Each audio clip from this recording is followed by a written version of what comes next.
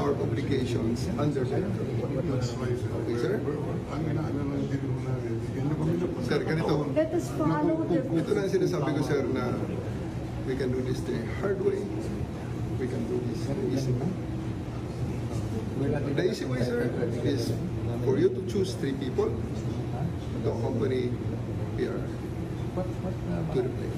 May bus dyan, and he's going to the plane. Okay, sir. The hard way. What plane is this, sir? Ma'am, chartered flight. Chartered flight Okay. from? Sir, we need to hard way. know. We The hard- need to know ma'am, where you're ma'am, bringing our ma'am. president. Ma'am, the hard way. Sir, we need to know. Please give Ma'am. us information Makinig ka muna, ma'am. where you are bringing Wala sa pay grade ko yun, ma'am. Tagalogin na natin. Sabihin nyo kung saan siya dalahin. The hard way. The hard Pakisagot way. po kami. The hard way is for you. That's a video shared by former President Digong's daughter Kitty Duterte on her Instagram account about an hour or so ago.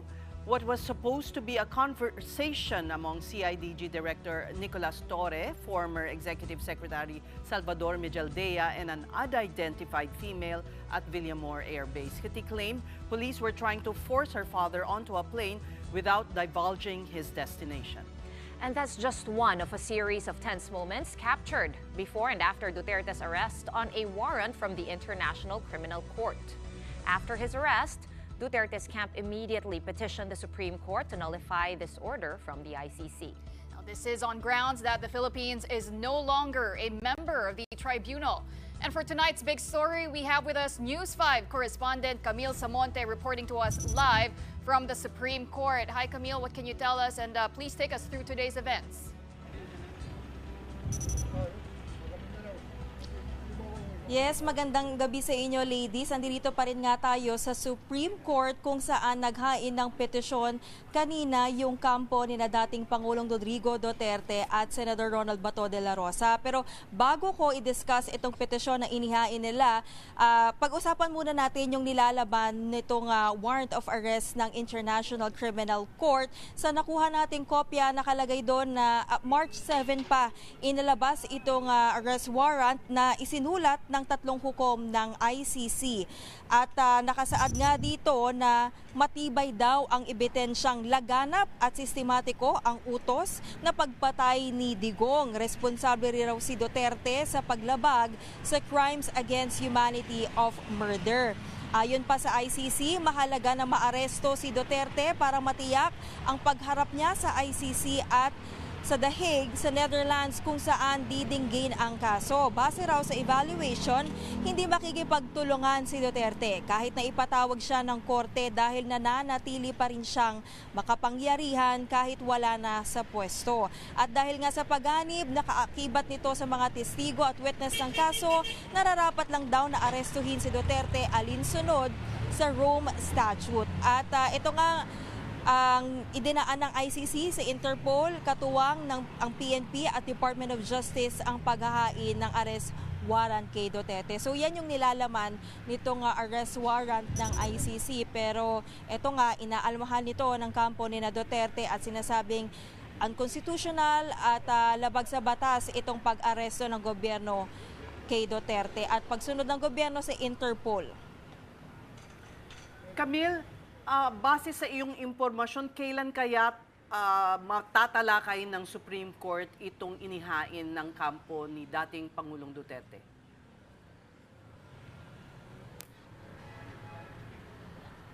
Yes, Ses, ito nga sinasabi ng Supreme Court dahil nga sa national significance nitong kaso o kahalagahan ng kaso na kinakaharap ng dating Pangulo, ipinag-utos agad ni Chief Justice Alexander Gesmundo na agad nga na maiparaffle ito. Ngayon, na-i-assign na ito sa mahistrado para pag-aralan at siya rin ang magre-rekomenda ng susunod na aksyon sa Korte Suprema. Ngayon, nakadepende kasi yan, Ses, dun sa assessment at evaluation ng mahistrado na na-assign dito para nga tignan yung petisyon. Kaya naman nakaabang pa rin nga tayo dito sa Korte Suprema para tignan kung meron na nga bang susunod na aksyon na ilalabas ang Korte Suprema habang sa mga oras na ito, I think, nasa Villamor pa rin ang dating Pangulo.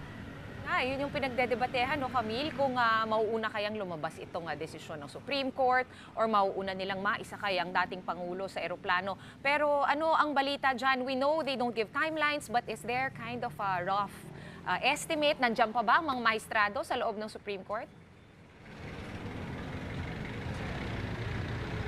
Nakasyon sa mga oras na ito, normally wala na talaga yung mga mahistrado dito dahil hanggang 4:30 lang yung opisina ng Supreme Court. Ngayon, normally by online sila nag-update kung merong mang desisyon na ilalabas nga ang Korte Suprema. But knowing the Supreme Court in the history, they don't really give update or a timeline kung kailan sila maglalabas ng desisyon. Nakadepende pa rin nga yan, as I said earlier, doon sa evaluation at assessment ng mahistrado na na-assign para nga tignan itong petisyon. At Camille, so kailangan ba antayin ng ICC at ng Interpol ang magiging desisyon ng Supreme Court bago idala ang dating Pangulo sa Hague, sa Netherlands?